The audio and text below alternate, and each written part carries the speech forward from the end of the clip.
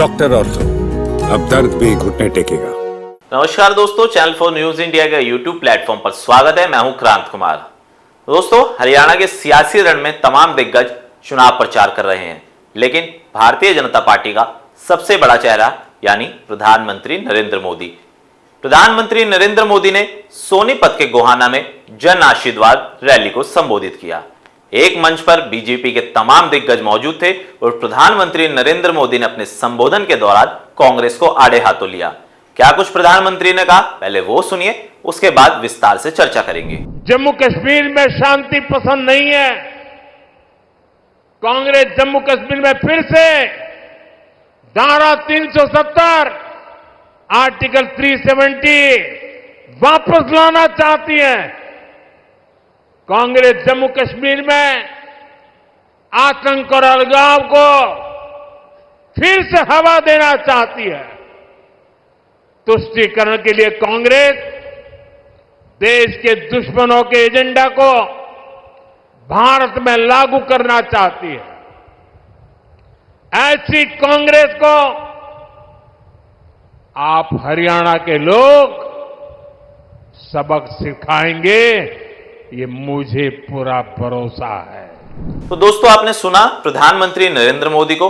उन्होंने कांग्रेस के तमाम नेताओं को आड़े हाथों लिया, चाहे वो कुमारी शैलजा हो या फिर भूपेंद्र सिंह हुड्डा।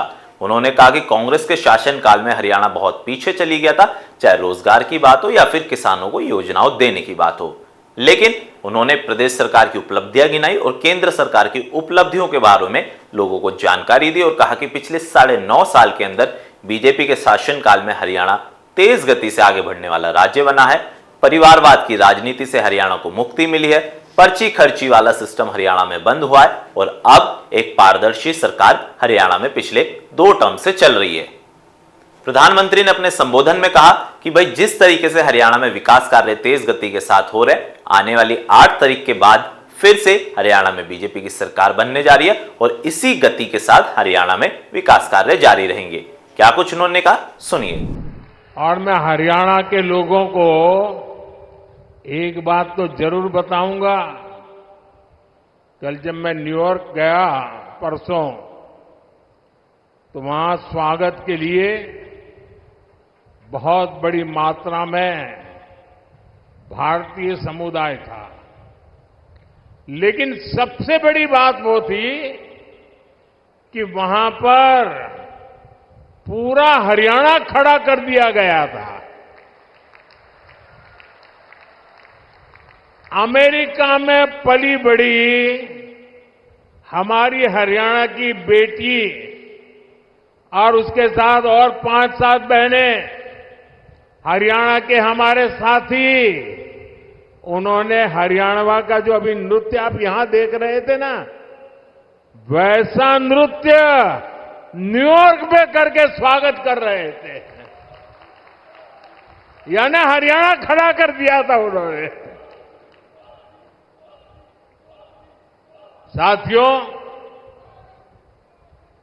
आज एक बात का विश्वास हुआ है कि अब भारत करप्शन, परिवारवाद से मुक्त होकर तरक्की कर रहा है।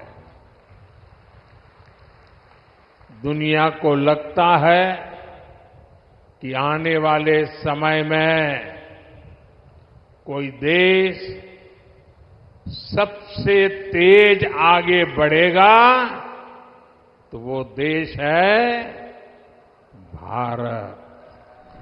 तो दोस्तों, आपने देखा प्रधानमंत्री नरेंद्र मोदी ने अपने संबोधन के दौरान तमाम केंद्र सरकार और प्रदेश सरकार की उपलब्धियां गिनाई।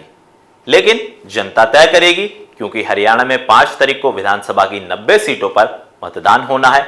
8 तारीख को चुनाव के परिणाम आ जाएंगे। ऐसे में बीजेपी के सामने बड़ी चुनौती है कि भाई 2 बार से सत्ता में है, क्या वो तीसरी बार हैट्रिक लगा पाएगी, या फिर भूपेंद्र सिंह हुड्डा, कुमारी शैलजा, रणदीप सुरजेवाला की मौजूदगी में कांग्रेस अपना वनवास खत्म करेगी, या फिर दुष्यंत चौटाला परिवार की साख बचा पाएंगे।